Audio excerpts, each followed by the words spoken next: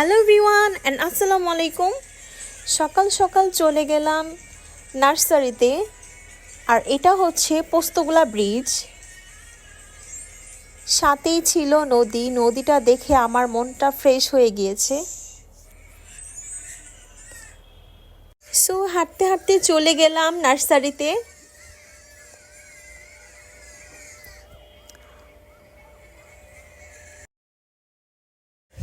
আর এই নার্সারিটা অনেক বড় ছিল, হেঁটে কুল পাওয়া যাচ্ছে না। চারদিক দিয়ে গাছগাছালি, ফুল গাছ, এত সুন্দর সুন্দর ফুল গাছ।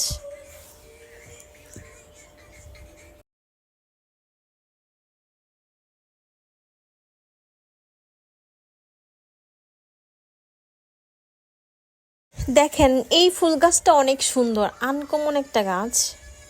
আর এখানে এত সুন্দর সুন্দর ফুল।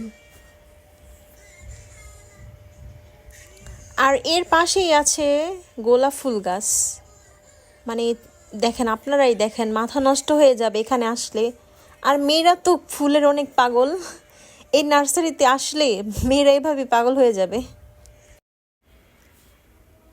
সো নার্সারিতে আসলে ভালোই লাগে, হাঁটতে ভালো লাগে, ফুল দেখতে ভালো লাগে।